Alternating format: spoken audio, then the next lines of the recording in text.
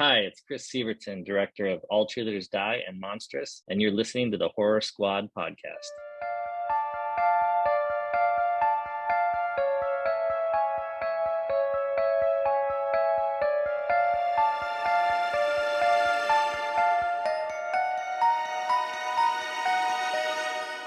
Hello, everyone, and welcome back to the Horror Squad podcast. This is episode number 358, where tonight we are going to be doing a very special double feature where we will be reviewing Fright Night, the original, and Fright Night, the remake.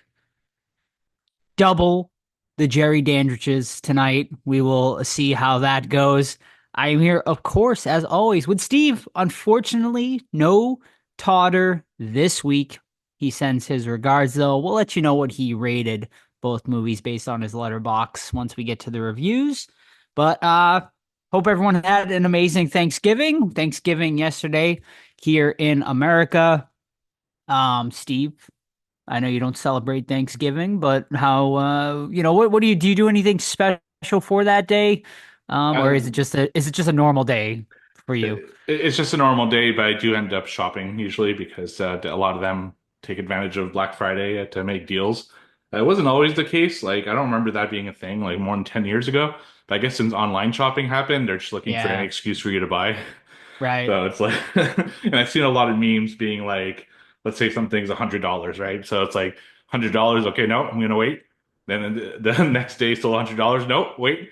Black Friday, it says 130 X'd out $100. You're like, oh yeah, Yeah, yeah. It's like true. fucking deals aren't even that good. So No. yeah. Do you miss the days of when it was actually Black Friday? Because it's In no person, longer Well, it's also no longer Black Friday, right? I right, feel like the Black Friday sales now start like last week, or like right. they start the whole month of November has become Black Friday, where it's like not even exciting to me. It's like not even really exciting anymore because it's just like not that special day anymore. Mhm. It's just like sales all the time now during the month. I do kind of miss going to the stores on Black Friday and witnessing the chaos Right. and waiting in the line where I feel like you actually did get good deals Mhm. back then. Whereas like now I feel like it's kind of become jaded. Do you agree with that Yeah, I assessment? agree. So we don't have that problem here in Canada. Mhm. It's because we do Boxing Day, which is a day after That's right. Christmas, and the reason they don't start the deals early is because they don't want you to buy it before Christmas. They want you to buy it after Christmas. It's whatever they have left in stock. So we still kind of get that old school Black Friday, but it's still mostly online now. So yeah, it's not as exciting as it was. It's lining up at like 4 a.m. and trying to go to the store to snag some fucking thing or Right.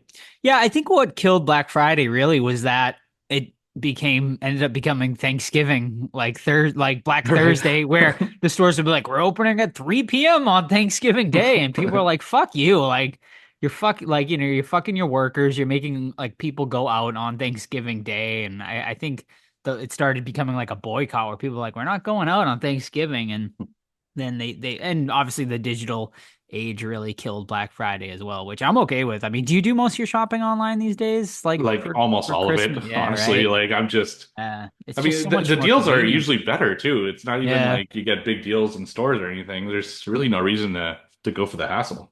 right. Yeah. Agreed. It's yeah, I'm interested. I mean, it's kind of like a weird, I mean, welcome to our horror show, Yeah, everybody. yeah. Two old men complaining about fucking shopping. But yeah, no, it's just like an interesting thing like to see like where the world goes in like another 20 or 30 years. Like are stores even going to exist anymore? Like, I mean, like I go into the store now and you don't even see workers anymore. It's just like all like, self checkout, and so it really has become like robots are really taking over the world, and it's slowly but surely definitely happening. I mean, Terminator is becoming a real thing, and it'll just be a matter of time before they're in our houses.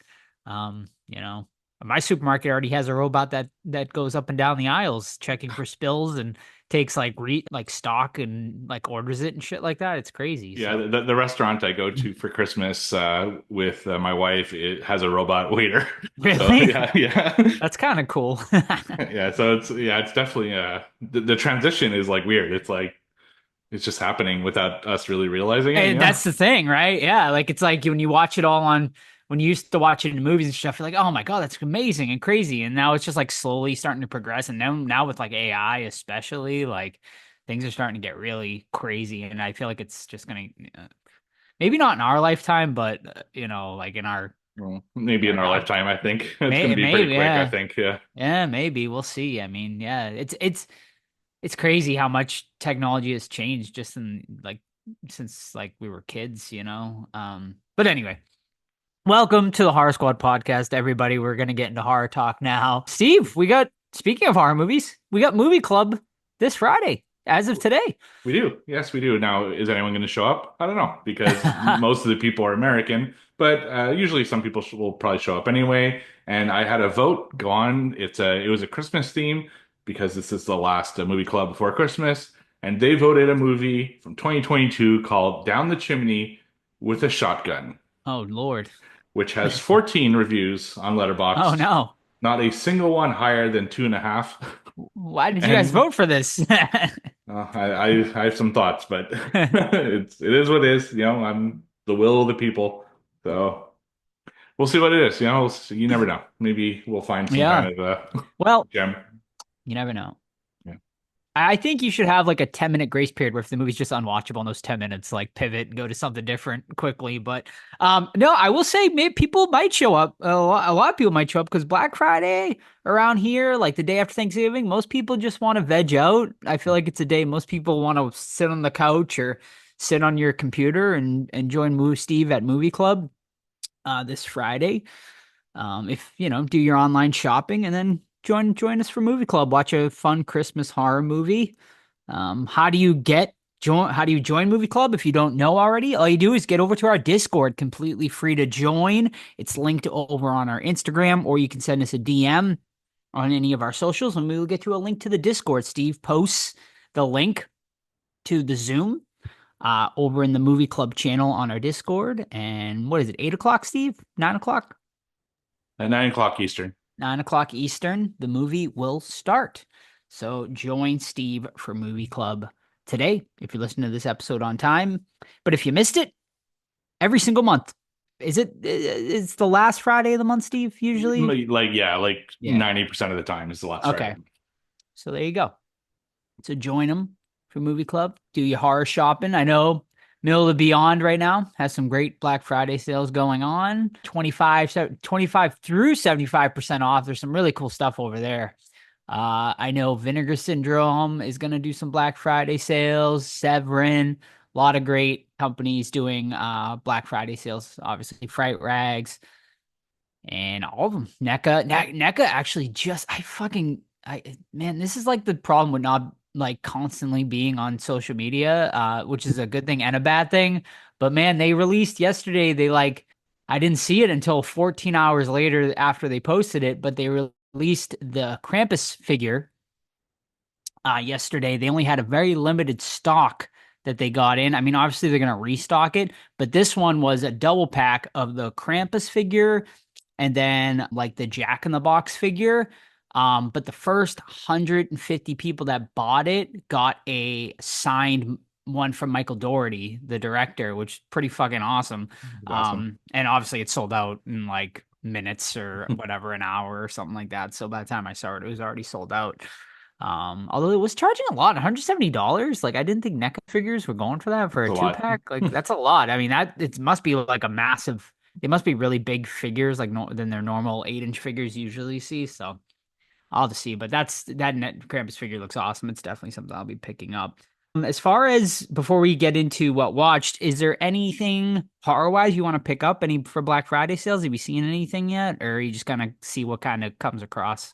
I'm not really looking for items per se right now because I'm still like I just got in a house. Actually, that's maybe why you hear a bit of it like an echo in my room because I'm in an empty room right now, but that'll be fixed shortly. So I'm not really looking for things, but I'm always looking out for movies. So if I see any like packs or anything like that, then I might pick it up. I know there's a Predator pack that I was eyeing that might be coming on Black Friday sale and yeah, just things like that. So yeah, that's what I'll do. What about you?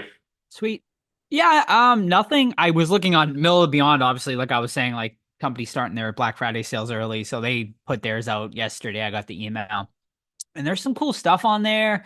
I might pick up. There's a really awesome bub rug.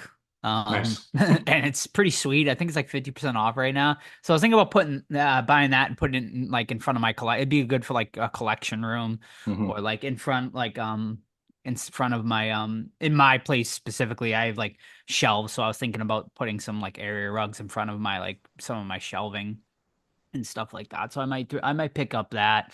There's also a really cool Shining like runner rug. I might Yeah, pick up as I well. have their Shining Rug. It's Yeah. fucking like legit, like the Is it? really good Yeah. quality, and yeah, Nice. it's But yeah, no, other than that, yeah, it's like whatever. I mean, emails will keep coming through. I'm pretty much signed up to like every horror company's email list, so I'll check out all the different sales, and I'm sure I'll pick up a few different things along the way, but we shall see. Alrighty.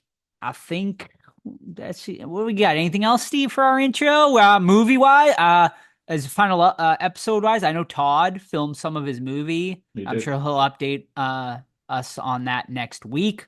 Anything new with you? I mean, we finally thank you to everybody. The money came through our Indiegogo, so the money's going to be distributed this week between the three of us. And I know Steve's going to start buying some equipment. I'm going to Yep. buy the mask for the movie for my demon. And yeah, Yeah, that's I'm really the personally only updates I got right now. I'm actually working on the trailer right now. Nice. So I have the script written up for the trailer, and I know exactly what I'm going to do for the trailer. So I'm just going to start putting it together like really rough, so you guys can approve it, and then we're gonna try to put it out within a month or two. So Very just it'll exciting. be a teaser because we don't have everything filmed, but yeah, it'll be cool to have something out there to show that we're really doing this. It wasn't just like a cash Right. grab. Yeah. Give us your money and oh nope, it's not coming out. I got a It's new car. Yeah, right. like yeah. No. It's not, hopefully it's not like a Dark Circle scenario where Right. I I I was an extra and I've been waiting 4 years to find to see the cut, and we'll see. I think it's definitely That's not Dark coming from what Circles I heard. anymore. It's not. They changed it back to the events surrounding a peeping Tom.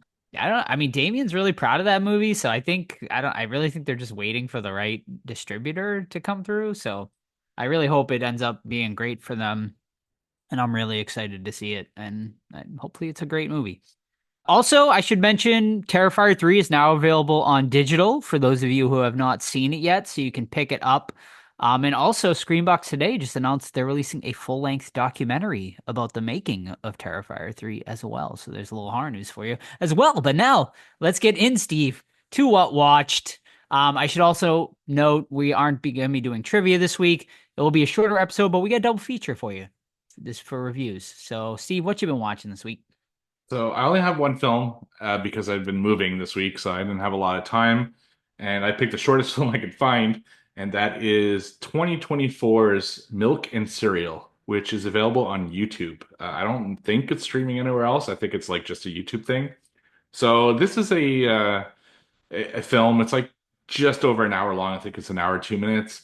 That kind of came out of nowhere 6 months ago, where people started talking about it, and Bloody Disgusting picked it up and stuff like that. And I know Joe watched it a while back, so I was just always curious. I love to watch indie films and stuff like that. So I decided to check it out. The story is about these YouTubers who do pranks on each other, and it's one of their birthdays, and the other, like his partner, does a prank for his birthday. But little did he know, the other guy's also has a prank that he's gonna do, and things go wrong, and then it takes twists and turns, and I don't want to really go any further than that because it would spoil the film.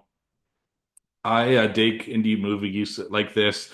It's really cool to see what they did with the very limited budget. Like it was obviously a very limited budget. The acting was surprisingly really solid too for like all no-name actors, and it was just generally well made. The first like 20 minutes I was really into. It's found footage, and they have like this kind of creepy guy that comes into their house, and I was like, okay, this is really interesting. I like where this could go. But I'll be honest, it goes into so many twists and turns that it gets almost dizzying and needlessly, like, and at some point I like just lost the plot. Like I didn't know what was what anymore. What like prank is it a prank? Is it not a prank? It was just getting really confusing, and I think they just got a little bit too complex for their own good. If they had kept kind of a easier to follow storyline, it could have been better. But I'm happy I watched it. I applaud them for making a movie on such a limited budget. If they were to make another one, my only advice would be to focus more on one thing rather than try to bring all these other elements. So I gave Milk and Cereal 2 out of 5, and you can watch it on YouTube for free.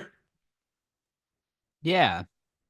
I think I'm right there with you. I think I gave it a 2 out of 5. I might have given it a 2.5 out of 5. I can't remember, but yeah, I'm pretty much in the same boat as you. Sam watched it as well last week. I think she said she enjoyed it overall.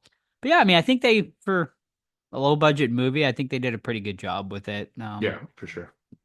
All right. My first one tonight is The Devil's Bath.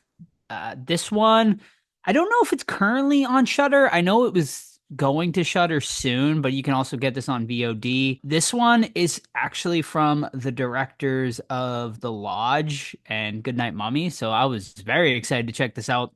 I'd seen a lot of comparisons on this one to The Witch and Hagazusa and stuff like that. I heard a lot of people kind of comparing it to movies like that, so I was pretty intrigued for sure. This one is takes place in the 1700s. It is about a woman. It is a foreign film. I believe it's German, if I'm not mistaken. And this one is about a woman. She's basically she lives.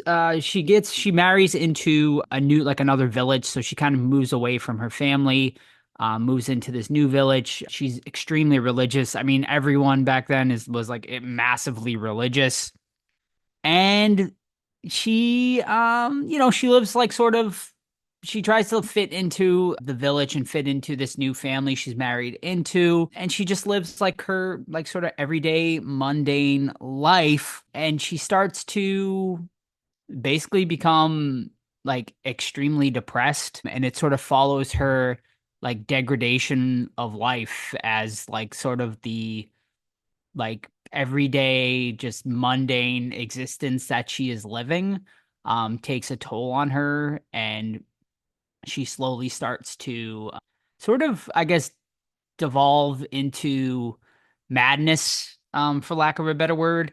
I was fully expecting, a horror movie. I think this movie is very mismarketed. I think it's a good movie, but I think if you're looking for a horror movie, this definitely isn't the type of movie for.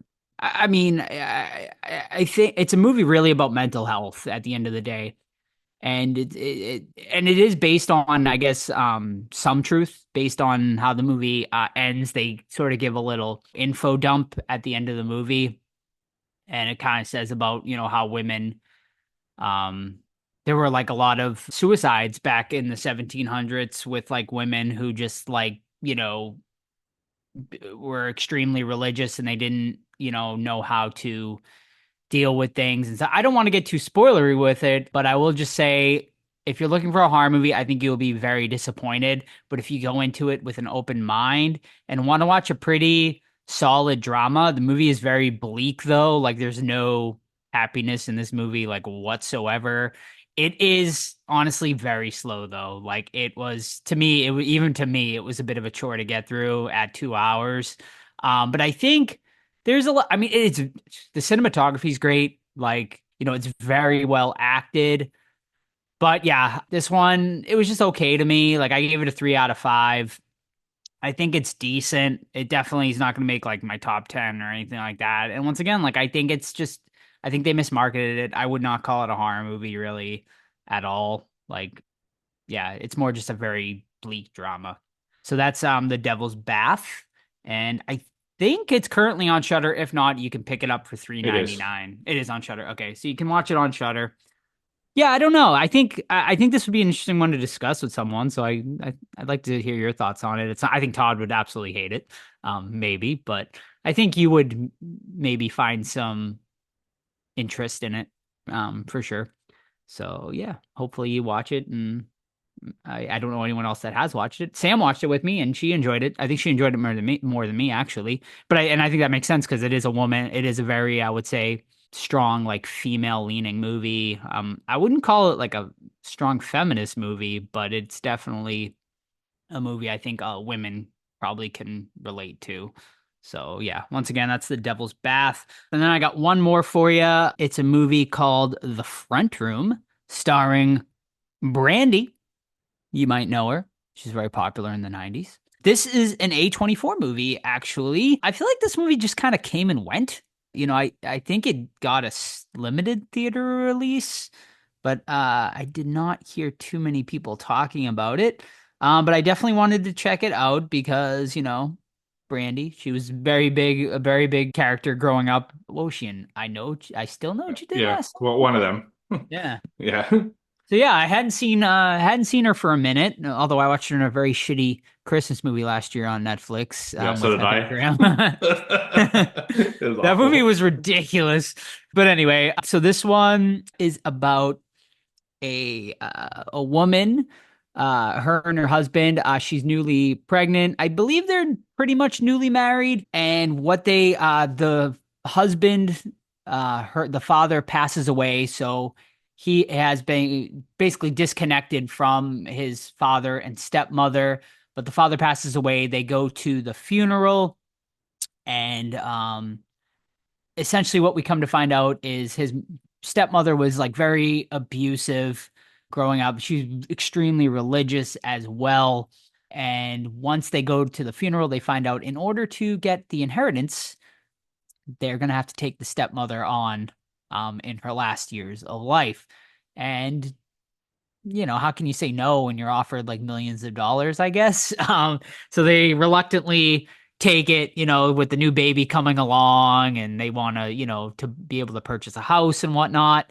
So they take her on, and she ends up being just a complete, obviously, hellscape, essentially. They move her into the front room of the house on her insistence. And we come to find out she is it. They are a interracial couple, and she's obviously extremely old school racist amongst a lot of other things, amongst being like highly religious and very intrusive on their life. Um, and yeah, the movie sort of goes that way. It does take a darker turn. It definitely gets into the horror atmosphere, but it's basically Brandy, for the most part, dealing with this stepmother while the husband goes to work. So she's dealing with being pregnant and dealing with this extremely racist old lady who shits her pants a lot and has to clean up after her and whatnot. The movie is entertaining for the most part, but it just goes like nowhere, like at all. Like after I watched it, I'm just like, what was the point? Like, and the ending is a little silly. I found it to be like highly just at the end of the day dumb. Like I just like it was certainly watchable, and but man, like I just think the script was useless. Like it's a movie that didn't really have much to say at all. It was just kind of there. It kind of had like a Lifetime movie vibe. I felt like for the most part. Yeah, it's not one I would recommend at all. I think there was potential there, but unfortunately, it just fell flat to me. So I gave it a 2 out of 5. Yeah, I mean, it's like a laundry movie at best. I don't think it was the worst, like, but it just wasn't great either. So that's The Front Room from this year. Not a miss for A24 on this one for sure. And it was like horror. It seems like real life horror, but is there actually like a horror element at some point? Without Not, spoiling, I guess. not, not really. And other than her Yeah. shitting her pants. I mean, like, yeah, yeah, no. I mean, there's nothing like supernatural that happens or anything like that. It's more, I guess, at best, like religious horror, because like she's kind of in like I wouldn't call it a cult, but some like I wouldn't even She's call it a Rosemary's Baby like deep situation, in, yeah. but like yeah, she's like in like a very very highly religious thing going on, and the ending skews towards horror, but like you said, more like real life horror. So yeah, I mean, once again, I would like barely call this one a horror movie too. So yeah. Yeah, excellent. Yeah, so two kind of duds this week for me. Yeah, mine I too. wouldn't So I was like, yeah. So sorry everyone. yeah. Alrighty, I think that's about it. So should we head into our main events of the evening, Steve? Yes, we shall. So Should we? thank you, What do you? TJ, for picking these and doing so by buying the perk of pick a movie for us to review.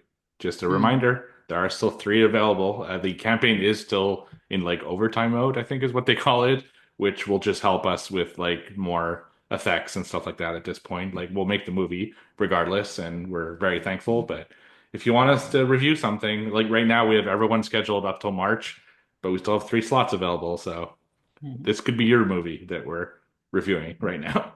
Indeed. All right, so let's start off with movie number one, 1985's Fright Night, directed by Tom Holland, starring William Ragsdale, Amanda Bierce, Roddy McDowell, Stephen Jeffries, and Chris Sarandon as our vampire, Jerry Dandridge. Plot: Fright Night sees a teenager believing that the newcomer in his neighborhood is a vampire. He turns to an actor in a television hosted horror movie show for help to deal with the undead. Eh, uh, on IMDb's best right there, I would say. And we don't have Todd tonight, but Steve, I think you should take a crack at it and let people know a little bit more about Fright Night. Sure. So we have a kid, and he's obsessed with horror movies and such. He watches a show called Fright Night, which is hosted by Peter Vincent, who's like kind of Alfred Hitchcock-ish type host. When he used to do his show or Crypt I took Keeper. him as like a Vincent Price almost. Like he reminded me of Yeah, Vincent Price a kind lot. of, right? Yeah. Except with like the fakest gray hair ever. Yeah. Like, God, it's looked like they just fucking put powder in his head. Anyway, that's a whole other point. So, yeah, he's got a lot of imagination stuff, and he's about to have sex with his girlfriend, and he notices something outside, and his neighbors are carrying a coffin into the house, which I argue is totally normal, but that's just me. And as he starts getting like obsessed with the neighbor, like what's going on over there? And he starts seeing women go into the house and then finding out that those same women are killed through the news. So he starts thinking that there's something going on, and he deduces that it's probably vampires. So he calls the cops. The cops like laugh at him, and he basically tries to do everything he can to stop the vampires from killing more people, which gets the attention of the head vampire, Jerry Dandridge, who starts threatening him, and now it becomes a battle of wills between Charlie, who's trying to stop the vampires, and Jerry, who's trying to stop from being exposed by Charlie. So that's basically the gist of the plot. Obviously, you have other characters come in. The Fright Night with Peter Vincent comes in as well, because, of course, the best course of action is to go after an actor who slays vampires. So it's a bit of a weird plot when you really think about it. But what do you think of this classic, Joe? Yeah, I mean, you said it. I mean, it's considered obviously a classic. I didn't see it until probably definitely later in life. I didn't have like the young kid nostalgia of it. I think a lot of people have. I probably saw it in my early 20s, I think, for the first time. But yeah, man, I think this is a great vampire movie, and I think it's definitely one of the better vampire movies for sure.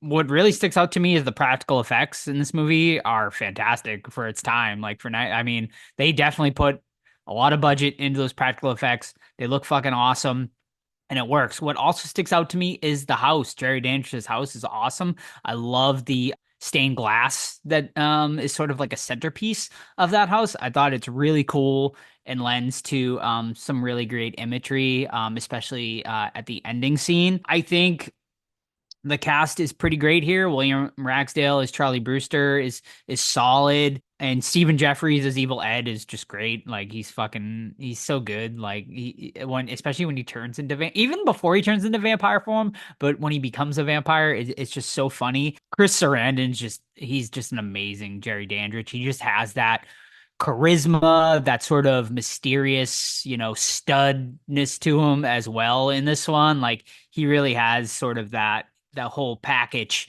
of being sort of the like sexy sort of vampire thing for him. Yeah, man. And then Roddy McDowell as Peter Vincent. Like I said, he really gave me that Vincent Price vibe, which I really dug in this one. I mean, like I said, it is kind of weird. Like you would go and recruit just a random actor you watch on TV. But I mean, when you're in high school, I guess. And by the way, these kids really don't look like they're in high school No, you don't. at all. And that helps for some scenes later on that Right. are Yeah. gross. Right. But yeah, I thought he was great. So yeah, the whole cast is great here. It's just at the end of the day, I think it's just like a really fun movie for the most part. I mean, there's definitely some like 80s stuff in here that wouldn't fly today, like our Big opening time. scene where he's basically like forcefully trying to like have sex with her. No, I mean not like not I wouldn't call it like a rape or anything like that, but he's definitely pressuring her like into trying to have sex with him in the beginning of the movie, which seems definitely obviously in today's standards is very wrong. And then obviously the stuff we'll get into later with you know just it's not just this movie either, but just vampires always preying on young women. Yep. Which I don't. Yeah, it is interesting. Like when you go to Twilight and you go to this movie and you go to even Interview with the Vampire and just everything. Like I don't understand the fascination with it or why this has become a thing with vampires preying on underage girls. But yeah, we'll get into that I think in a little bit. So Steve, what'd you think of Fright Night overall? So I do have nostalgic feelings for this movie, and the reason primarily for it is I used to collect cards a lot when I was a kid, mostly hockey cards and comic book cards. But there was one exception that I really loved, and that is Fright Flicks. So it's these very like bright yellow packs of horror cards that they did in the late 80s, and the four like cover pictures for the Fright Flicks were like Pumpkinhead, Freddy, Predator, and Amanda Bierce's vampire character from this. And the reason for that is the majority of the Fright Flicks line were pictures from those four movies. And because of that, I had a lot of Fright Night cards and I had never seen the movie. I didn't watch the movie till I was probably in high school, but I was very familiar with kind of the scarier elements of this movie because of those cards. So the movie itself, I like this movie. Like you said, it's just a fun vampire movie. Now, are there issues? Yes. I don't think it's like a perfect vampire movie. It's not my favorite vampire movie, but it's one that I've seen multiple times at this point and still enjoy watching to this day. Jerry is such a compelling character. The swagger that he like walks the room is just really interesting. Yeah, and I love the idea of Peter Vincent, like the fact that they go after this actor who's just not interested at all, but he's gonna, you know, fake it till he makes it because he needs the money, and they offer him like $500, which isn't even that much. But yeah, it's an interesting idea that they go after this actor, and I guess it makes sense. Like you said, in the 80s there's no internet or anything. You can't call a fucking vampire hunter like in the phone book or anything like that. So, and he pretends to be like a vampire hunter in his show. So I guess it makes somewhat of sense. Now, why he would know the rules of vampires, like exactly, is a little off because I don't know that. So the rules of the vampires, that's always a thing that fascinates me in all the vampire movies because they change from movie to movie. There's always that one scene in almost every vampire movie where they pull one of the classics, and it's like, come on, you're stupid for thinking that this will work on me. And it's just funny to see. And like you said, the special effects amazing. Like the practical effects so good. The creatures look so good. And yeah, there's some interesting visuals. Like Amanda Bierce's big mouth, for example, just awesome, and I enjoy it. There's definitely some questions, some issues, including one. Well, I'm gonna ask you right away. Maybe I missed the scene or the explanation for this, and they do the same thing in the remake, which we'll talk about later. Why is he always eating fruit? Do they explain what the whole thing with the fruit is? No, I don't. No, not. I don't have anything for that one. So I But, really but they so purposefully show it like throughout the whole movie. He always has like an apple or right. an orange or something in his Well, he's gonna hand. But keep fit. I know it's just weird that like he's like it seems to be a thing for a reason, but they don't really ever bring it back in any way. So I mean, I guess it looks sexier eating fruit than like chowing down on a piece of pizza or something like that, you know? Yeah. Like a greasy slice of pizza. Would you rather, Right. I guess they just found fruit to be sexier. And I always found like fruit like has some like sexual connotations on certain Mm, like fruit shapes and sure. stuff like that, right? So like peaches and it's like an Right. ass, right? And then like a banana is almost like phallic. So Right. I guess that would be the only reason I can think of. Yeah, I mean, I agree with you. I don't think this isn't my favorite. I think it's a great vampire movie, but it's not my favorite vampire movie either. What is your favorite vampire movie, by the way? I don't know. Now that I think about Yeah. it, like I they're mean, From not. Dusk Till Dawn immediately comes to my head. Yeah, that's like yeah, it's probably the most fun. Right. Um, But I'm sure there's others like like I just like elements of a lot of them, but yeah. there's also like other elements I don't, Hmm. so Yeah. What I mean, there's no like I wouldn't say there's an element in this movie that I don't like. However, I think there's scenes that drag on. And the one that mm, really for me drags on way too long and I was like, "All right, let's like move along here." Was the fucking dance club scene yeah. where like we have like a whole like sort of there it's almost like 10 minutes of just people dancing in the club and shit like that. Or like I mean, I understand like Jerry trying to entrance Amy, Amanda Bierce's character, but like it just goes on and meanders for way too long. And this movie is like hour 45. I think they could have cut it down to an hour and a half and it would have been just fine with some of this stuff cut, but and I think it's the same in the remake too. We'll get into it. I think there's some stuff they could have cut in that as well. But yeah, so that I mean that is really my biggest issue with this movie. I think there's just a couple of scenes that go on a little too long. But I mean, when we do get into like, I also think there could have been a little more death. Honestly, like I think we Yeah. could have had some more vampire killing in this one. I mean, how many people really die in this? Like There's not many at one? all. I mean, he kills a couple people in the nightclub, right? I think he like, Yeah. Yeah. but I mean, it's very like sort of throwaway. I think a couple of security bouncers. I think he bites or something. Right. And that's the other thing that's kind of weird. Like he's just gonna like show his whole vampire self to Right. this entire The nightclub. whole point is for him not to be Right. discovered, but he like openly That goes into seemed this out of fucking place. club. Yeah. Yeah. Yeah, Yeah. that was weird. That definitely seemed out of place to me Yeah, for it's almost sure. like the club needed to be almost like a Blade situation Yeah. where he like, Charlie goes in there thinking he's gonna find safety and people to help him, but it's all vampires. So, like it was just odd to just be a club. And that whole scene honestly could have been cut. It Hmm. really didn't advance the story in any way, in my opinion. Yep.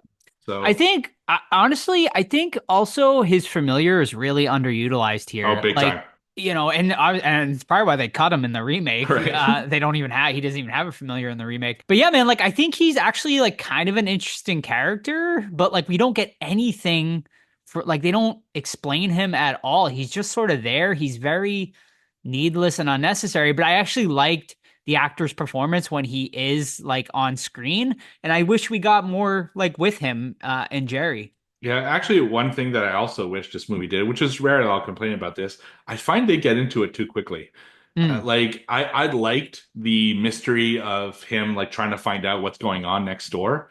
hmm. And I think they should have gone with that for a little longer, where he's trying to piece things together and more things are happening. But no, Jerry goes into his house like fucking 10 minutes It's into the movie, and he's right. already like, Jerry's already in his house and like doing shit. And I thought Hmm. maybe the movie could have used a little bit more like just preparation to get to where it was going. And that is where I would use the familiar, like make it more Hmm. about the familiar at first, where we have the Yeah. mystery of who's the other guy, like who's the actual vampire, and then bring in Jerry to start doing stuff. But no, Yeah. they kind of just get into it so quickly.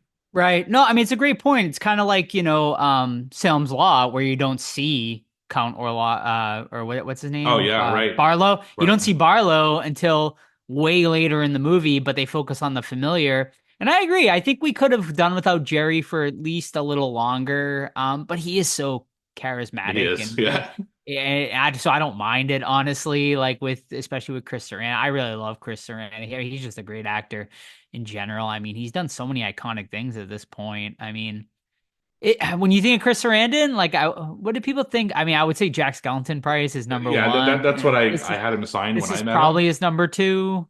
Yeah, and then Child's Play in Then number Child's three. Play, yeah. Other than that, he hasn't actually done all that much. I know. He's been like I looked at all their IMDb's, Yeah. and he's been honestly riding the Jack Skellington train for the last like 30 years. Like he's done a lot of voice work for video Right. games and like adaptations and stuff like that, and he's been basically doing that for the last 30 years. So Yeah. He was everywhere in the 80s, and then I yeah, I guess I mean, don't know, like he was such a handsome guy too. Like, and yeah, I'm surprised he didn't get more work after some of these like iconic movies he did. I mean, iconic in the horror world anyway, but sure. Unlike um Evil Ed, who did like 300 movies after this. did So he? yeah, Oh, that's right. he became a Blade, right? Wait, no. no, is he in Blade? What was he in? He became a gay porn actor Oh, good for him. and Nice. did films for like 20 years. So IMDb lists Wow. all of them, and it's like, holy shit. Because I'm looking at the titles, right? I'm like, I've never heard of any of these titles, and I'm starting to like piece it together. I'm like, oh, wait a minute, something's something's different here. Oh shit, Yeah, huh? sure enough, he just like just stopped doing regular acting and went into Just got into gay adult porn, films huh? for a Nice. long, long time. Oh shit, huh? Good, Yeah. good long career in the gay porn industry. Yeah, Love but it. now he's back into horror. And I started Is to he? appear. Yeah, I guess he started doing conventions because around Oh, yeah, 2014, he has done conventions for sure. yeah, and that seemed to bring people back to horror. Like they're realizing that that's more of a long-term like solution because Hmm. people will keep paying money to get his autograph, and if he does appearances in like those random fucking movies there. Hmm. Yeah. Yeah, I mean and like I say, I mean he's just great in this movie. I love the scene where he gets burned, obviously with And the his look is cross so on the cool. head. It's so cool. It's great. Yeah, it's like really creepy, but he also plays it off so like really goofy too. So like you don't know whether to be scared or laugh at Dude, him that half the voice, time. like, Yeah, damn, the voice very and everything. unique, you know? It is. It's a great vampire look. He's a great character. We probably could use a little more with him, honestly. But when he is on screen, he's awesome. Yeah, Amanda Bierce's look at the end of the movie is great And iconic because the and poster, right, iconic. is Yeah, right. The is the it's her face. posters. Yeah, I mean that is. I do remember the poster from much, even though I hadn't watched the movie. I remember Mhm. that cover so vividly, like at the VHS store and stuff like that. It's definitely one that always sticks out.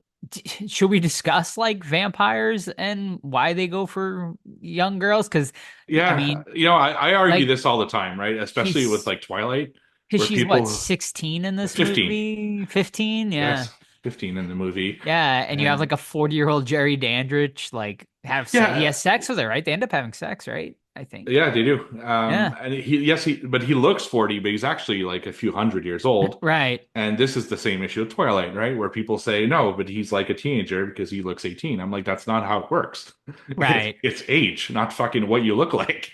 You know, Right. Yeah, it's I it, always find it interesting, like too, because like I did after watching this, I did go on Reddit and like I think I sent you guys that Reddit link, and people were like defending like right. Yeah. this like thing, and I'm like, how can you It how I doesn't don't matter if he's, understand the yeah, defense of it it doesn't at matter if all. he's young at hurt. It doesn't matter if he looks young. He's fucking 118 years old. That's an old Right. ass man going after fucking young girls. Like it's disgusting. Right. And they're like, oh, well, you wouldn't go after, and people are like, well, you're not going to go after like 60-year-old women and sleep with them. Okay, yeah, but you can go after like someone over 18, like, Yeah, and exactly. it could be legal. Like, even if you sleep with an 18-year-old, at least it's legal. But Yeah. under 18, you are committing a crime. Well, in some states, I know it's 16 and Yeah, it's over, gross. but Like that's still weird, man. And a 15-year-old, I mean, that's definitely like getting into the realm of pedophilia at that oh, for point. sure. And I don't understand it. Like I don't understand why people defend it, and I think it's fucking weird. And it's still happening today in these vampire movies, But and everyone it just seems happens to in look so many past it. movies. Like so I've noticed this trend a lot as we're revisiting like older movies Hmm. of like fucking Indiana Jones. That's it. He's like Yeah, almost 40 going for a 15-year-old.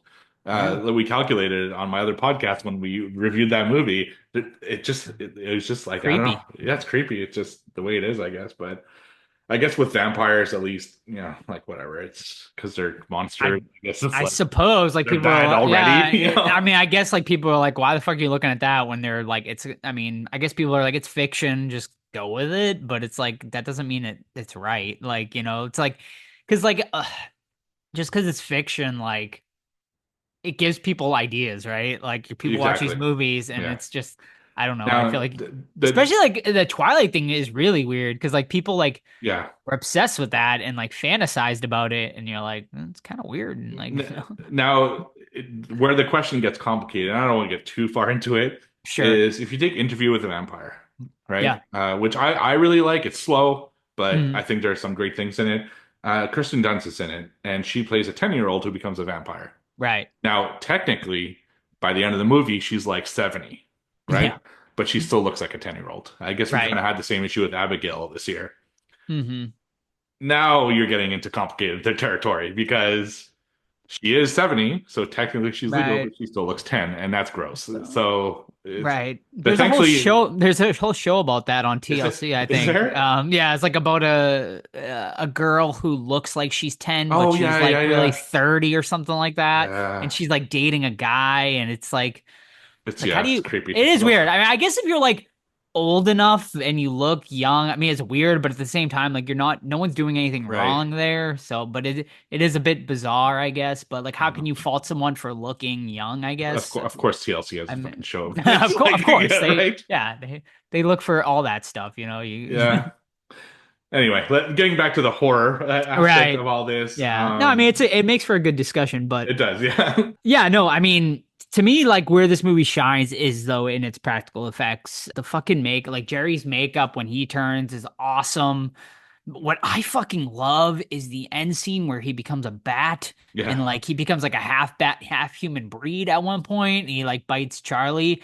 It's fucking awesome. Yeah, but one thing that really confused me is when Evil Ed turns into a werewolf. Um, right.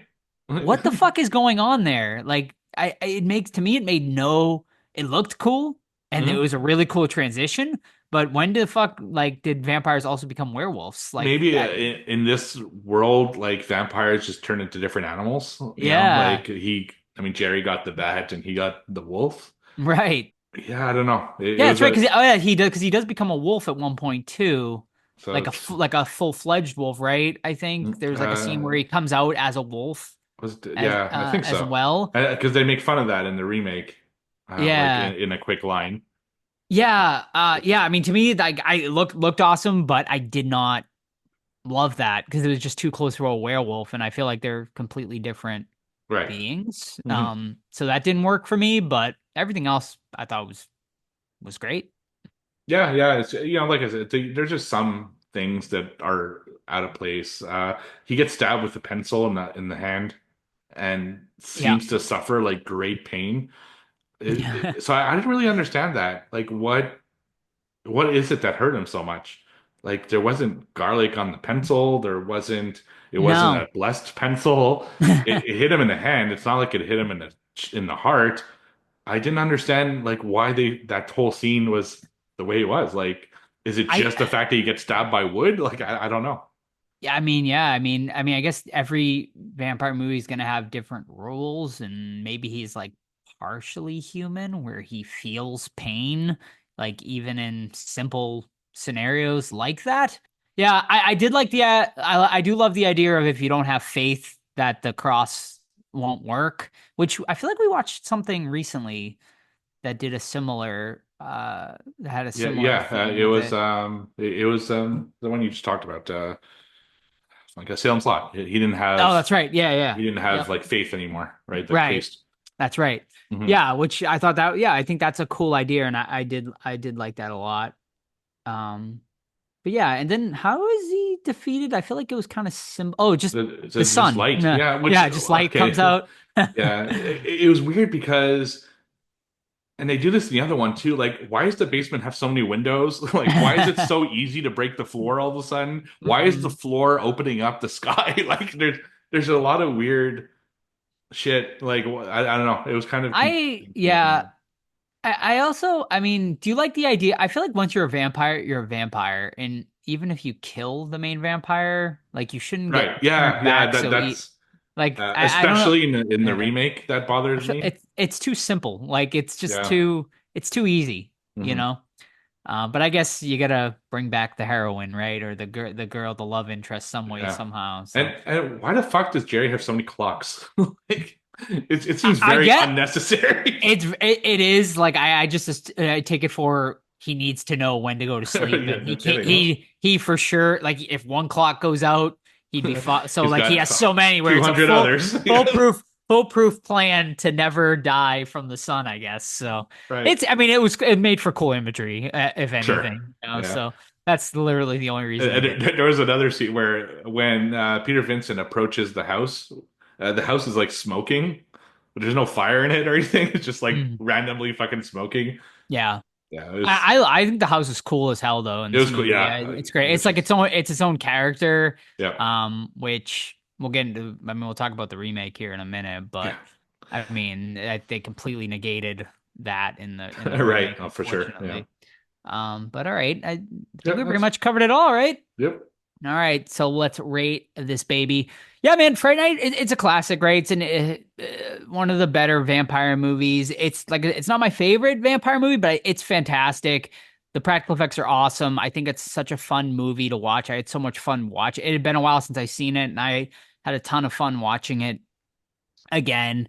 But yeah, I don't think it's perfect. I think there's definitely some issues there. And I give it a 4 out of 5. Yeah. Same thing for me. 4 out of 5. I like it a lot. It's not there are some issues for sure, but I enjoy watching it, and I watch it every few years. Now I just realized I never watched Fright Night 2, I actually which haven't either. I know it had that has a really interesting story behind it, I think too, like as yeah. far as studio interferences and stuff, but I've heard it's actually a pretty decent No, Peter movie. Vincent comes back Yeah. in a sequel, and Does Tom Holland come back too? Does he direct I'm not did he sure. direct the sequel? Yeah, I'm about to check. I actually because the remake also has a sequel, which I also didn't watch, I saw that. but Yeah, I saw that. I have on Blu-ray, so I just never watched it. So Interesting. yeah, Was that one like made for TV or made for DVD, like straight maybe to DVD, straight to that DVD. sequel? It's very They probably possible. both were. Yeah, they probably both did. Yeah. All right. Something to watch in the future. Indeed. Alrighty, so now let's head into the remake 2011's Fright Night, directed by Craig Gillespie, starring David Tennant, Tony Collette, Imogen Poots, Christopher Mintz Plasse, Dave Franco, Anton Yelchin, and Colin Farrell as our vampire, Jerry Dandridge. It's a stock cast.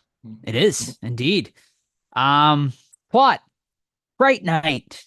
A new member moves in next to Charlie, who discovers that he is an ancient vampire who preys on the community. Can he save his neighborhood from the creature with the help of the famous vampire killer, Peter Vincent? It's actually a better It is very plot descriptive. than they gave us on the original. Yeah. But Steve, can you give us an update on this plot? It's pretty much It's the same pretty much the plot, same movie. but Yeah, no, it's basically almost the same plot as the other one, except in this one, Charlie is more popular. He used to be more of a geek, and now it's Mhm. like he's actually like getting in with the popular group.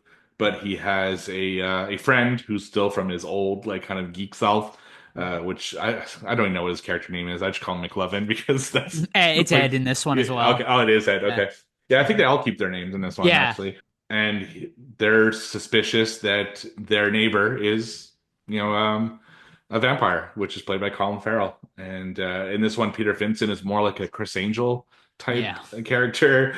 And yeah, that's it's, kind of the same way. He starts getting suspicious, which gets the attention of Jerry, who's living next door. But in this one, Jerry's alone, and he's kind of like renovating the house at the same Mhm. time. So people think he's just working nights because apparently in Vegas, most people, well, it makes sense. Most people work nights because that's when the nightlife is And happening. because of the heat too. Yeah, That's so a big part of they it. black out their windows, Mhm. and he's like redoing his basement and stuff like that. So yeah, not too much else that's different in this one, other Mhm. than the characters just kind of feel different. That they change Mhm. the characters. Yeah. So had you seen this one, and what do you think? Yeah, so I had seen this one when it first came out. I was, so when it came out, it was 2011. So I guess I would have been, mm, trying to do the math here. I guess I would have been like early 20s when this came out. So yeah, I mean, back then I was like a big horror snob where I was like, like, oh, remakes, like fuck that shit and whatever, So I went in with an extremely closed mind, and I remember not liking it at all. I never watched it again. And honestly, I was excited to revisit it because I hadn't watched it. I really didn't remember much about it other than Colin Farrell being in it. I totally forgot Toni Collette Yeah, was me in too. this movie. Probably for good reason because she's wasted here, man. Completely. But yeah, so I went in with more of an open mind this time around, and I gotta say, I really didn't love it on the rewatch either. I don't think it's like a terrible movie or anything like that, but I just feel like everything that was so good about the original, like, was just lacking in this remake. And honestly, I think it all starts with Colin Farrell as Jerry Dandridge. He's fine, but he just doesn't have that same swagger or like anything that. And I think watching this movie back to back, I think really like sort of, like being able to compare and contrast like at such an extreme, like he just like he plays like sort of the mysterious vampire, but he doesn't have that sort of swagger. Or I mean, he obviously has a sexiness. He's Colin Farrell, right? But he just doesn't have the same energy or swagger or sort of comedic timing that Christopher I'm sorry, that I can't I completely Chris forgot his Sarandon. name. Chris Sarandon has as Jerry Dandridge. Yeah, and I didn't love most of the characters in this one, honestly. I mean, Toni Collette's great, but she's wasted, like I said. Yeah, Anton Yelchin, rest in peace, fantastic actor, amazing. But I didn't really love his Charlie Brewster either here. I feel like he's more unlikable than anything for the most part. He's kind of a prick for most of the movie. I think Imogen Poots is probably my favorite character as Amy. I didn't like really Christopher Mintz Plaze as Ed. Like he just, I mean, just is very sort of boring, sort of vampire character, and he doesn't really have like, yeah. I just feel like everything they did in this one just pales in deep comparison to that original movie. Same with David Tennant, another amazing actor, but I just did not love the Christopher Angel thing they took with him. He, though, had some really funny lines, I will say that, but I just didn't love sort of the character approach they took with them. It just has that very sort of like mid 2000s remake feel to it, and most of them were pretty bad. And I feel like this one, once again, just to me, it's nothing I'll ever really probably watch again. And I just found it at the end of the day very generic and very forgettable. Yeah, I think the movie's okay. I do think that it was hurt by the fact that I watched the original like the night before, Yeah, I mean, I right? agree. I'd be interested to like if I hadn't watched the original and like I had watched this like a year after or Yeah, something, like maybe my opinion might have changed, but it literally was a day after. right. And I agree with you. The biggest problem is that every character seemed like a downgrade Yeah. from the original, which and even like the effects were a downgrade, and Yeah, I mean, it's just bad CGI for the most yeah, part. but Like, the yeah, setting is a downgrade too. Like the big house is just a time. normal fucking. It's a weird. Boring. It's like a suburb in the middle of fucking nowhere, like in a Hmm. desert, which Yeah. maybe is a thing in Nevada. I don't know, but it just why, yeah. And there's just something about Colin Farrell's performance where it wasn't resonating with me at all. He just I don't know. He's like a needy neighbor, and he didn't seem to have it together the same way that Jerry in the original did. I like McLovin there, but compared to Evil Ed and the original, it's nowhere close. Even when he turns into a vampire, his fake arm is super bad, like CGI, and his face is just kind of boring. There's nothing interesting. He's just got black eyes, essentially, like nothing more than that. It's just there's a whole movie. It's like they took Fright Night and made it tamer, and that's not how a remake should go. You know? Yeah, I mean, there's just like not like the original Fright Night has like memorable moments and scenes, but like I can't. The only memorable scene I can think of is when Chris Chris Sarandon Sarandon shows comes up. back Yeah. as Jerry Dandridge. That's the only part that made me perk up. I was like, oh, that's awesome. Like I loved that moment. And but I mean, I will say that whole sort of car sort of scene is probably the best part of the movie. You know, him sort of stalking them and chasing after them. I did like the idea that a vampire can enter the house if it's an abandoned house, you know, if he's not invited in. I thought that was kind of a Yeah. cool thing that was added on. But yeah, other than that, he's just, yeah, man. And Colin Farrell, just an absolutely amazing actor, but it really just seemed like a phone in like a paycheck phone in performance here to Yeah, me. and the decisions are so weird. Like at one point, the family barricades themselves in their house, and they're Hmm. like, "Okay, we're safe because as long as we don't invite him in, he can't get to us."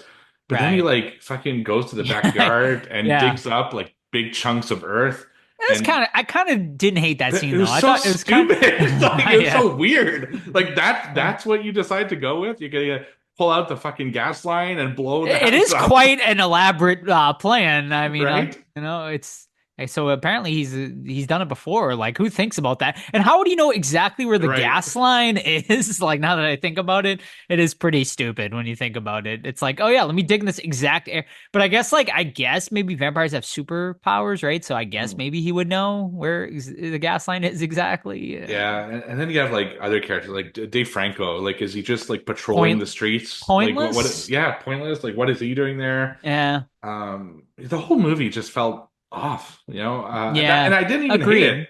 It just, I don't know. Like, I feel there's a lot of things that went unexplained, or you have like a bunch of other vampires in the movie that come out in the basement at the end, and that was unexpected. And they didn't really do anything, so it didn't matter Yeah, anyway. Yeah, right. I don't know, man. Like, it was just missing a lot of like spirit that the original had. Yeah, yeah, I mean, Jerry, like you said, I think just every character is a downgrade. They like even like Peter and like especially like Peter Vint, David Tennant, another amazing. He was I mean, amazing. Yeah. God, like how do you have this much talent and have such a like just middling movie? Like Right. it's so disappointing when you have this many amazing and Toni Collette, who fucking spends half the movie in the hospital bed, you know, and she was like good in her very limited role that she was given. Yeah, Toni Um, Collette is like one of those actresses that any movie she's in, other than this one, apparently, she's a contender for Best Actress of the Year. Like she's that I good. would for a remake, I wouldn't have minded a role reversal and have her play Jerry Agreed. Dandridge, you That would have know? see that would have Like been fucking interesting. Then you have yeah. something different. But this movie is like it toes the line of remake a little too much, Yeah. while like I said, just removing all the fun stuff. It's like they took all the fun stuff out of it and just pulled out the same movie, and it makes no sense. Right. Yeah. Yeah, man, cuz like what made Peter Vincent the original so cool is because he did remind me of a Elvira, Yeah, Vincent like I Price. said, Yeah, I could see Vincent it. Yeah. Price type guy. So it's like really cool and like familiar to horror fans, whereas like no one fucking likes Chris Angel fucking mind But freak is shit. that an age thing? Because Fright Night came out like at a time that we're kind of the kids watching our Yeah. our heroes, It's, So we grew up with Vincent Price and stuff I like that. guess Whereas, kids growing up with Chris Angel, like yeah, because he is was he big in like the I get he 2000s, was right? I So suppose he was really popular.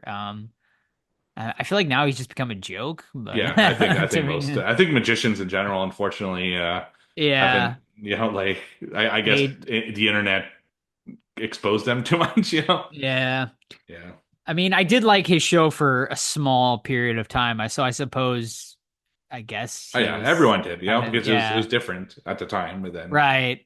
like anything, it gets Yeah, but yeah, like I mean, maybe back then it made sense, but in today's yeah, day and right. standards, like see, like to me, like the Peter Vincent character in the original still holds up today, but like now Mhm. it's just like now, like the Chris Angel type character will not um stand the test of time, you know? Like I feel if they remade Fright Night today, the Yeah, Peter Vincent would probably be a YouTuber, right?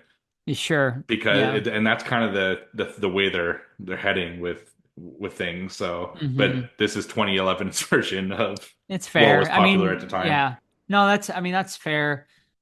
Yeah, man, it's. I don't really don't know what else to Yeah, say. It just to I me it will. just like goes very forgettable. Like I just nothing stands out to me in this movie. You know what did stand out for me is the fucking CGI It's vampire terrible. makeup that they do, especially on like Jerry's final form.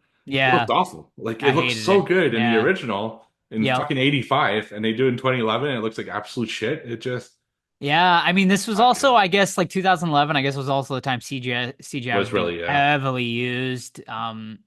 And yeah, I just I feel like practical effects are coming back now. Like I feel yeah. like to for some movies, There's like a mix now. I find right? a And better CGI mix. has also upgraded a Sure, lot. It's become a lot better now. But yeah, I agree. I all the CGI used in this movie is pretty bad, and even when it's not used, like you said, Ed's vampire form is boring and just it is. uninspired. Like I feel like yeah, and even Amy's. Imogen Poots. Like I know I appreciated that it was a nod to the Sure. original look, but yeah, I mean once again it's CGI'd and just not doesn't look as cool as the No, main it actors. really it really didn't. Yeah, it's Yeah, honestly the most enjoyment I got out of this movie was, even though I didn't love the character, was seeing you know, Peter Vincent being a total dick about yeah. certain things, Yeah, I like mean, he it, was, yeah, David Tennant, like, for what, even though I didn't like the character, he did have some funny lines and some funny moments yeah, like when in this he's movie.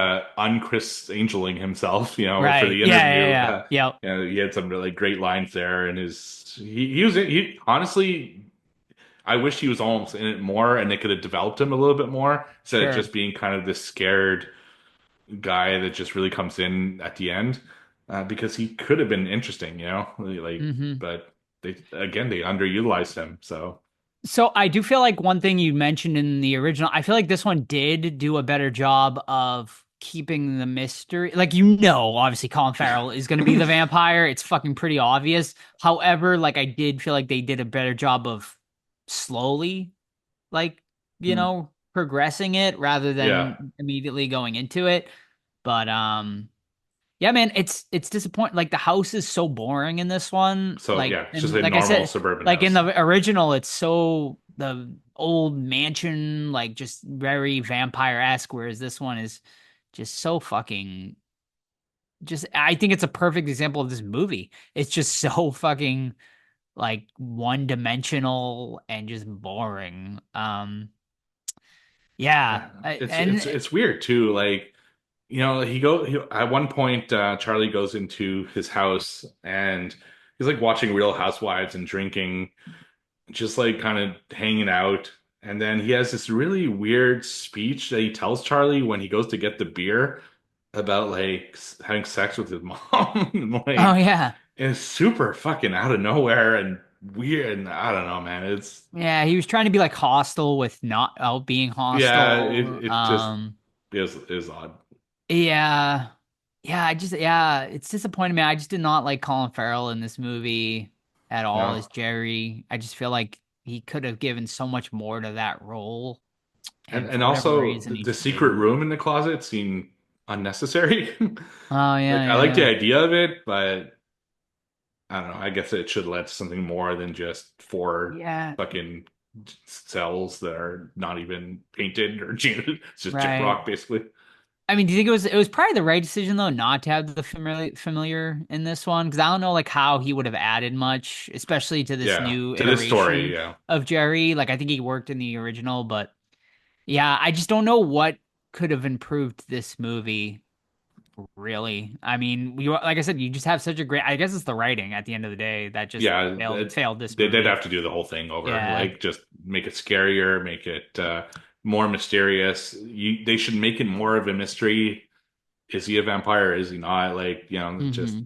yeah, there's a bunch of stuff they should have done, and this was just manufactured bullshit. It just Yeah, I mean I agree. I mean I like that. I mean I appreciate that they put Sarandon in here and his yeah, cameo and he's great in his limited role getting fucking yeah. killed by Jerry. I did like Peter Vince's collection. That was really cool. Like the idea Oh yeah, his old yeah.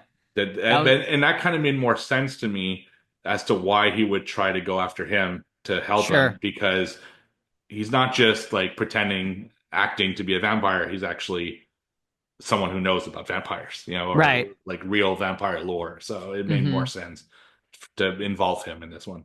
Yeah, no, for sure. Yeah. Oh, we Yeah. got anything else? No, the only thing was the memory of Stretch Armstrong's, which Oh yeah, that was such a fucking bizarre line. I forgot about that. Yeah, yeah. Did you have one growing up? I did have a Stretch Armstrong growing up. Yeah, but Yeah, I definitely didn't tie it around my balls and jack no, off with it. no. I'll never forget it because I got it as a kid. It was Christmas Day, and I swear to Christ, my parents took it out of the package, and then like my uncles were fucking around with it with my dad, like making Yeah. fucking dicks with it and shit like that. I Like, definitely broke mine. We stretched it too oh, of far where course, like yeah. the gel came out or whatever, The but the gel got hard so classic. quick though. Like after Yeah. a week, you could barely fucking stretch it anymore. It's just yeah, that's the Classic. only thing that really stood outside that we didn't talk about. Do they still make Stretch Armstrongs today? I Like, think so. It's like now it's like one of those like classic toys, that they okay. bring Yeah. back every once in a That was, while. it was a classic back in the day. Yeah. Yeah. Awesome. All right. I think that's about it. So let's get into rating it. Yeah, man. I don't think I think the movie's watchable. I mean, don't get me wrong. I didn't like find myself like despising watching it, but I just found it very blah at the end of the day. It's not something I would care to revisit unless I'm forced to revisit it. Like it's not one if someone's like, "Oh, let's put on the Fright Night remake." I'd be like, "Can we find something else?" You know, it's not something I would enjoy sitting through Exactly. again. But I mean, it's fine. You know, like it's all right. I give it a 2.5 out of 5. Yeah. See, I also give it a 2.5 out of 5, Yeah, but I could see myself giving it a 3 if I watched it out like further apart from the original. yeah. But it's still a 2.5 out of 5 because God, there are so many issues in this that you know is unforgivable because you have the fucking blueprint. You watch the original. How do you fuck it up this bad? I don't know. Right. And color me shocked. Todd gave this one a 4 out of 5. So I Jesus, really, I really? really want to hear what Todd loved about this movie so much. What do you give the original? I think he gave the original a 5 out of 5. Oh, okay. So yeah, he did. He gave the original. He didn't write reviews for either one, but he gave the original a 5 out of 5, and he gave the remake a 4 out of 5. So we'll definitely have to hear. He would have been the dissenting voice, Right. which is a rarity for Todd. Where he would have been the positive one on a one me and Steve both don't like. But all right, so let's see what our friends at Letterboxd have to say about both movies. The original Fright Night is currently sitting at a 3.6 over on Letterboxd. Pretty damn high. Nice. And the Fright Night remake is currently sitting at 3.0 out of 5 over on Yeah, Letterboxd. So, I kind of see that. yeah, pretty, It depends when you watch it. yeah. So, pretty similar, I would say, to both of our ratings. Yep. Yeah, so not bad. All right. Awesome. Good discussion this week. Thank you once again, TJ, for picking these movies for us to review. And once again, if you'd like for us to review a movie you want to hear reviewed, you can certainly do that. Head over to our Indiegogo. It is still going, and I think there's a couple more perks available so we can review your movie. And everyone else, I think, what do we got? Like 4 or 5 more currently we got to review. We're getting Yeah, through yeah. them. 4 or 5 Yeah. more, mostly in February and March. Okay. Just Yeah. So because we just have be holidays coming out and different right. things coming out. But yeah. So everyone be patient. We'll get to your movie. Don't you worry. We're going to review your movie if you did pay for it. And we can't wait to do it. All right. I think that's going to wrap it up for this week's episode. Steve, what do we got next week? Oh, we are going back to 2024 and we're going to review a movie that a lot of people are talking about. And I'm very interested in finding out why, because I didn't love the last one. And that is Smile 2. Mm-hmm. So, Smile, the first one I thought was generic. The trailer ruined everything. And I had no interest really in seeing Smile 2. But all of a sudden, everyone's like, wow, this is way better than I expected. And I'm like, okay, well, let's do it. Let's review it and watch it.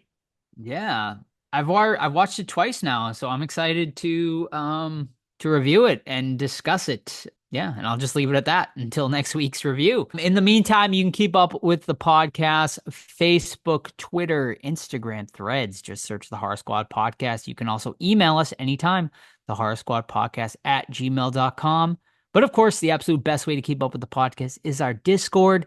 It's linked over on our Instagram, or you can send us a DM or an email. We'll get you a link to join that The Discord, a ton of channels to sift through. Great community of fellow listeners and horror fans over there. We talk about everything and anything horror, including Movie Club, which is, if you're listening when this episode releases, tonight at 9 p.m. Just go over to the Movie Club channel and Steve will post a link on there. Christmas themed horror this month, but Steve does themed horror, different theme every single month. So join the Movie Club. It's a lot of fun. Yeah, I'll just actually mention that next month is going to be final 2024 push. So Nice. we're going to vote on 2024 movies on Tubi, then try to get on that, that annual top 10 list. We'll see. We'll see if we can find one. I don't know. All right. Very cool. Also, don't forget, leave us a 5-star review on your favorite podcast app if you have not already. And also tpublic.com, merch over there. All of our Horror Squad podcast designs, as well as the final episode movie poster design, is up on there. I believe TeePublic currently is running a Black Friday sale. So if you want to get some discounted merch, go for that. And I think that's about it.